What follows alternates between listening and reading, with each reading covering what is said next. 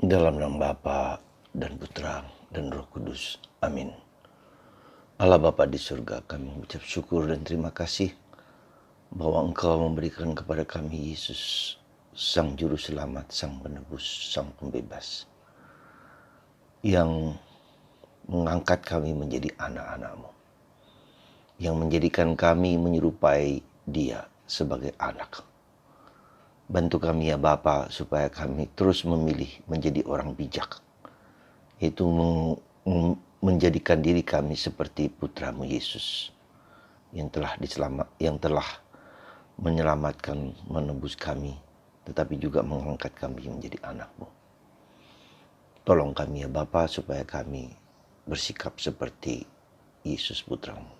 Demi Kristus Tuhan dan pengantara kami. Amin. Para saudara, pada tanggal 26 Juli 2020, hari Minggu ini, kita diajak untuk bersikap bijak. Bersikap bijak, sungguh-sungguh menjadikan Allah itu sumber kehidupan kita. Menjadikan Allah itu segala-galanya bagi kita. Karena dari Dialah kita mendapatkan segala-galanya, entah pengetahuan, entah kebijaksanaan, roh pengertian, roh takut akan Allah. Jadi 7 sifat dari Roh Kudus itu. Ya. Kenapa demikian? Karena Dia sumber dari segala sesuatu. Maka kuncinya adalah menjadi bijak, tidak pernah boleh jauh dari Tuhan. Dengan kata lain, kita harus menjadikan Dia menjadi segala-galanya bagi kita. Dan itulah yang kita sebut dengan kebijaksanaan. Dengan menjadikan segala-galanya bagi hidupku, maka dia adalah menjadi mutiara. Mutiara yang indah, ya, yang harus dikejar, yang harus ditemukan dalam hidupku. Apakah Yesus itu menjadi mutiara hidupku? Apakah Yesus itu menjadi segala-galanya bagiku? Apakah Yesus itu merupakan hadiah dan harta yang paling berharga yang harus kutemukan dalam diriku? Karena itu harta terpendam, maka saya harus menggali, harus mencari, harus menemukan, harus menjadi sesuatu yang tak ternilai dalam diriku. Nah, pertanyaan sederhana bagi kita sekarang, kita sudah beriman. Kita sudah percaya pada Yesus. Apakah Yesus segala-galanya bagiku, bagi Anda? Seorang pengarang mengatakan, sebelum Yesus menjadi segala-galanya bagiku, sebelum Yesus menjadi, atau sebelum saya menjadikan Yesus adalah segala-galanya bagiku, Yesus belum berarti apa-apa bagiku. Sebelum aku mau mati bagi Yesus, imanku baru sekedar di kepala. Sebelum aku mau berkorban untuk Yesus, aku baru menjadikan Yesus sebagai orang yang mungkin yang keberapa dalam pemahaman hidupku. Mungkin yang ke-10, mungkin yang ke-11. Belum menjadi yang pertama dan terutama. Jadi pertanyaan yang paling fundamental yang harus kita renungkan adalah, apakah Yesus segala-galanya bagiku? Apakah aku mau berkorban untuk Yesus? Apakah aku mau berkorban untuk menemukan Yesus menjadi milikku? Mungkin pertanyaan yang mendasar dulu bagi kita. Keseberapanya Yesus itu dalam diriku? Pertama, kedua, ketiga, keempat. Karena itulah yang menentukan sikap pribadiku, perilakuku, tanggung jawabku, dan apa yang kulakukan dalam diriku sehari-hari. Sebelum itu terjawab, maka kita bisa melihat perilaku, sikap-sikapku sehari-hari. Ya. Apakah Yesus menjadi jiwa dan roh dalam diriku? Para saudaraku yang terkasih dalam Kristus, dalam melihat YouTube yang terbaru, terutama tentang para murtadin. Artinya murtadin adalah orang-orang yang non-Katolik, non-Kristen lebih tepat. Katakanlah sebagai orang yang dari Islam menjadi Kristen.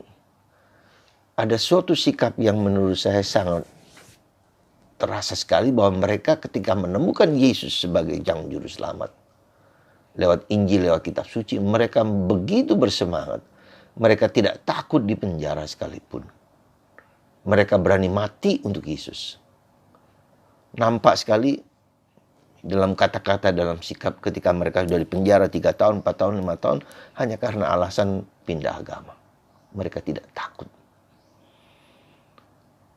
Sesuatu yang kesan saya tentang sikap-sikap mereka tersebutlah yang membuat saya mengagumi, melihat, merasakan sejauh mana mereka mau mati untuk Kristus. Bahkan apa yang mereka lakukan, mereka berani ya dengan gagah perkasa, dengan berani mengaku Yesus di depan umum. Ketika orang tua mereka menolak, menghina, menghujat, ya bahkan diperlakukan kasar, ya, diusir, ditendang, diapa-apakan, seperti mereka mengatakan inilah bagian dari mengikuti Yesus. Nah, pertanyaan yang sekali lagi, apakah aku berani mati untuk Yesus? Seperti Yesus hari ini, karena begitu besar kasih Allah akan dunia ini, sehingga Ia yang telah mengaruniakan anaknya yang tunggal, supaya setiap orang yang percaya kepadanya tidak binasa, melainkan beroleh hidup yang kekal.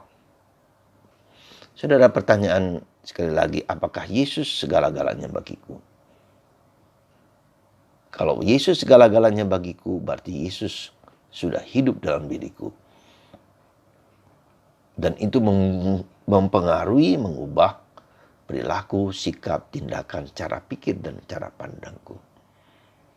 Semoga saudaraku terkasih, pertanyaan-pertanyaan sederhana ini mengusik kita untuk semakin bertanya, siapakah Yesus bagiku? Siapakah Dia yang mati bagiku di salib ini?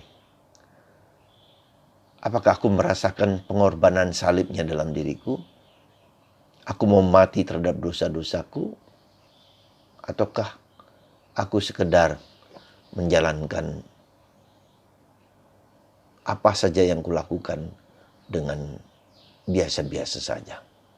Semoga aku menjadi luar biasa, dihidupi, dan salib Yesus dan darah yang mengalir dari lambungnya membuat aku lebih bersemangat mau mati untuk Kristus dimanapun, kapanpun.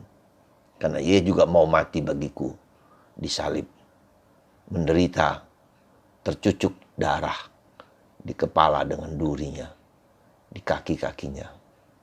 Tuhan Yesus menangis, kita juga menangis, karena kita belum membawa Kristus kepada orang lain, kepada diriku sendiri, dan kepada siapapun juga.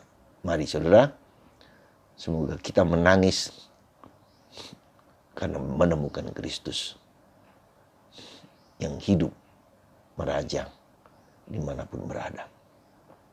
Tuhan memberkati kita semua dan mau menjadikan kita berkorban apapun demi Kristus. Semoga Anda yang sakit disembuhkan lewat darah dan air yang memancar dari hati kudus Yesus yang telah berkorban untukku. Lewat darah, lewat di dadanya, di tangan, di kaki, di kepalanya.